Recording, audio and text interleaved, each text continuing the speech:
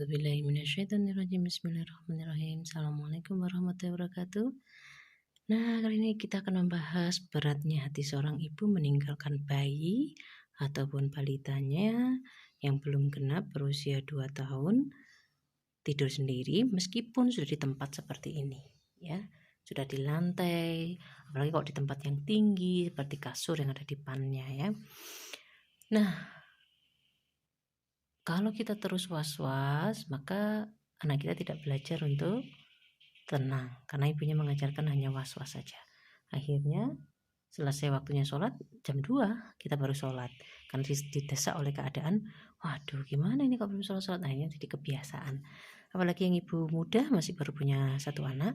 Nah, mari kita belajar untuk teguh, yakin Allah akan melindungi anak kita.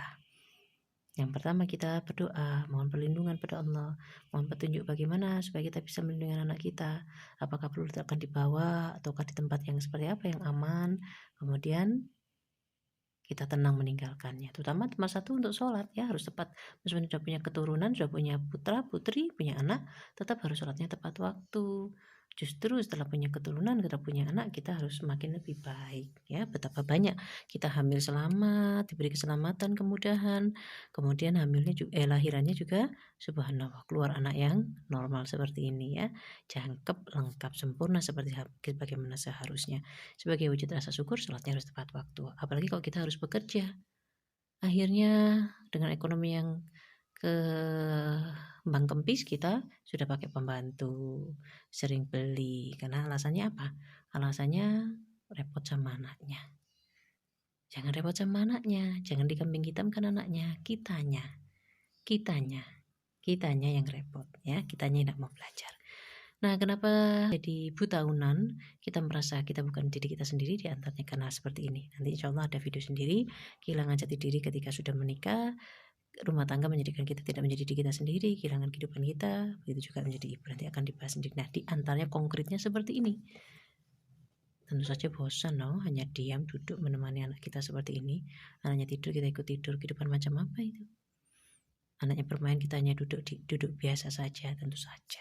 Jadi karena itu, yakinlah pada Allah. Mari kita belajar yakin sama Allah, belajar selalu mohon perlindungan kepada Allah, teguhkan hati kita. Mari kita buat prioritas dan juga kita terapkan keadilan. Kita memang punya kewajiban yang lain, maka kita harus adil dengan kewajiban yang lain. Punya bayi tidak berarti menghalangi kita beraktivitas. Karena itu pada satu sisi ibu yang bekerja lebih tetek, ya, tapi bekerja keluar rumah tentu bukan hal yang saya rekomendasikan. Perempuan harus bekerja tapi tidak dari luar rumah, dan bekerja di dalam rumah tanpa harus mengabaikan. Kalau kerja di luar rumah sulit untuk tidak mengabaikan anaknya, karena semua dalam prinsipnya adil. Maka kalau kita dari rumah dalam pantauan kita, tapi semua kembali pada kita. Kalau kita memang orangnya tidak ngereken, karakternya tidak mau belajar, tetap jadi pribadi yang tidak ngereken dan tidak pernah punya sesuatu yang harus jadi tanggung jawabnya, hanya kita punya anak dan kita terus mengejar kesenangan kita sendiri, ya meskipun kerja dari rumah, anaknya tetap saja bukan prioritas. Tentu saja apa yang disukainya tadi prioritas. Kemarin suka kawin, suka pacaran, terus suka kawin, suka resepsi, suka melakukan hubungan suami istri, tapi tidak suka dengan anaknya. Akan saat terus seperti itu. Dimohonkan kita semua bisa belajar untuk mendidik diri kita sendiri, itu nomor 1. Terima kasih banyak. Assalamualaikum warahmatullahi wabarakatuh. Mari teguhkan hati dengan kita selalu mohon kepada Allah. Anak yang lahir dari yang ibunya hatinya teguh, tetap bertekad, maka kita akan menghasilkan anak-anak yang juga sama seperti itu.